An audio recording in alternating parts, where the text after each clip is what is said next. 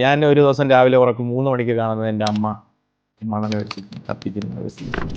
അജിത്, നമ്മള് ഈഗിളിന്റെ 4 ദിവസത്തെ വേദിയിൽ കണ്ടെങ്കിലും പിന്നീട് ഒരു സഹോദരബന്ധം ഉണ്ടാവുന്ന യാത്രകളിലാണ്. അതെ നമ്മൾ ഒരുമിച്ച് 8 ദിവസം ദുബായ്, ബാക്കു, അതെ 10ഓളം ദിവസം ചൈനയിൽ ഗ്രൂപ്പായിട്ട് കറങ്ങി നടന്നിട്ടുണ്ട്. ഒരുപാട്.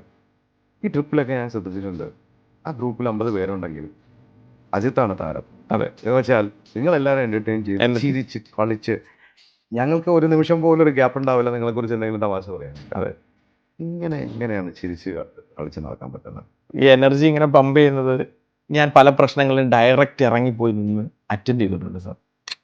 ഞാൻ ഒരു ദിവസം രാവിലെ ഉറക്കം 3 മണിക്ക് കാണുന്നത് എൻ്റെ അമ്മ മണൽ വെച്ചിട്ട് കത്തിക്കുന്നത് സീൻ.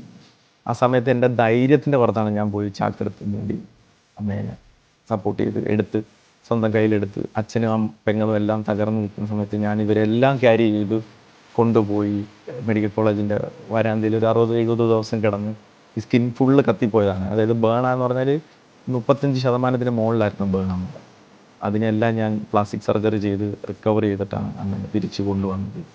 അപ്പം ഇത് കൂടാതെ കിണറ്റിലെടുത്ത് ചാടിയ സമയത്തൊക്കെ ഇങ്ങനെ ഡയറക്റ്റ് പ്രശ്നങ്ങളിൽ പോയി നമ്മൾ ഡയറക്റ്റ് നിന്ന് ഫേസ് ചെയ്തത് കൊണ്ടുണ്ടായിട്ടുള്ള ഒരു മനോധൈര്യം, ഇനി ഇതിനപ്പുറത്തേക്ക് ഒന്നും വരാനില്ല എന്നുള്ള ആ ഒരു ചിന്ത, എന്ത് വന്നാലും ഞാൻ മുന്നിൽ നിൽക്കും, ഇറങ്ങി നിന്ന് അതിനെ ഫേസ് ചെയ്തേ പോകുള്ളൂ എന്നുള്ള ഒരു ധൈര്യം.